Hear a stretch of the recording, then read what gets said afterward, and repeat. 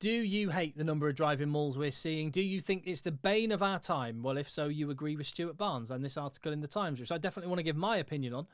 And I want your thoughts on what I've got to say and, well, what Stu's got to say here with quite a hot takey headline, this, isn't it? England losing Women's Rugby World Cup final was the right result for our game's future. This article isn't just about the Women's Rugby World Cup final.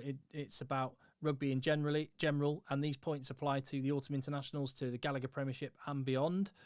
And Stuart Barnes not a fan of the driving maul and thinks even we should consider incentivising it out of the game through law changes, or he even suggests potentially offering a situation where you can only score 5 points from a driving maul and you don't get the conversion, whereas you get the conversion for other scores, which not a fan of personally, but there you go. So in this Women's Rugby World Cup final, yes, England scored 4 driving maul tries, New Zealand scored 2, but England crucially couldn't get the 5th one home in the dying moments, and New Zealand won the game. And Stuart Barnes says that's a good thing, but points out that look at the Gallagher Premiership and the Autumn Internationals. Hookers are the new wingers, tucked in tight at the rear of an unstoppable drive. Advocates of this type of try will defend it as a well-worked technical ploy. Why shouldn't it be given the same value as some fancy Dan wings finish? I like the straw man that's been constructed there. Yeah. If you like a driving maul try, you regard every other type of try as fancy Dan. Isn't it possible to like both? I do. Gloucester are a team in the Premiership that are doing it very, very well. And England's women did it very well in the Women's World Cup. What's wrong with that? There's nothing stopping opposition neutering that driving maul in various ways, through coaching, through smart tactical ploys of their own in response, to just simply putting more people into it. And if it was really easy, every team would be doing it. Gloucester worked very, very hard on it, and there's no one else in the Premiership that's as good as them, and that's because they're doing things that their coaching of the driving maul is better than the coaching and players on the field trying to stop it. But there are ways of doing it, and this is one of the things I love about rugby. We talk about it being a game for all sizes and shapes. That means that when you go out on a field, there's any number of ways you can approach a game tactically, the composition of your team, the sort of style and physicality and physical attributes of your team. You'll have played in teams that have gas men and just get the ball out wide. You'll have played in teams that try and go up the middle, play 9-man rugby. What's wrong with all of it? That's part of the enjoyment of the game, of those matchups. For example, I love that rugby is the kind of sport where you're not just a good team and that's it. Who you're playing against is relevant. So Wales against New Zealand look a very, very different team, because they do not match up well against that at all. They look a very different team against New Zealand than they do against South Africa or Argentina, where they match up really well.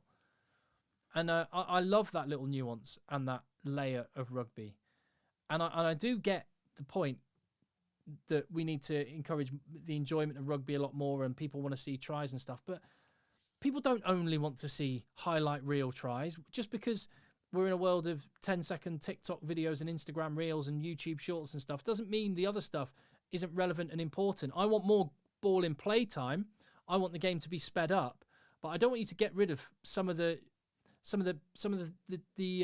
nuanced and more technical parts of rugby. Otherwise, we just end up with rugby league. And also, you can have too much of a good thing. Think Super Rugby in like the 90s and noughties. The crazy scores you'd get, amazing tries, but there wasn't the balance, and the crowds went away. The TV audience wasn't there, to the point that they had to reshape the competition. And I just think you can have too much of a good thing. It's like being fed sugar all day. You need different flavours, different textures, and that makes you enjoy those amazing moments all the more.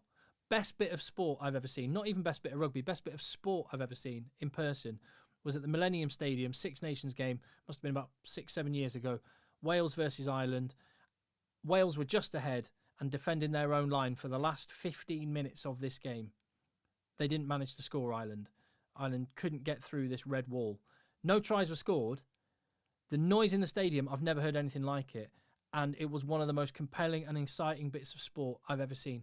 Not a try was scored. And it was just large men running at large men, repelling them. And it was amazing. So I quite like a driving maul once in a while, but Stuart Barnes says it is the bane of our time. It limits the ambition with the ball in hand for both the team in possession in attack and defence. For that reason, there's a degree of relief that England, driven by their driving line-out, were unable to eke out a World Cup winning 5th try from this set piece. Like I say, there are ways of stopping it. And if you want to stop a driving maul, you can put more players in. You can come up with some technical way of preventing it. You can work on your body position a little bit. There's things you can do. Of course, there is an opportunity cost, because by stopping the driving maul, you may, well, in the case of Gloucester, if you stop their driving maul, you may have to do it by committing more numbers than you'd like to, and that might create space for guys like Lewis Rees-Sammit and Santi Carreras and Ollie Thorley and Johnny May elsewhere. You have to make those calls all the time, in real time. But to try and just wash your hands of one key part of the game, I always think be careful what you wish for, because it's the yin to the yang. You don't have that tighter, more technical, physical part of the game, and you just want to have all the other stuff. I don't actually think that's going to be making rugby any better. Anyway, that's my thoughts, and Stuart Barnes' thoughts. What are yours?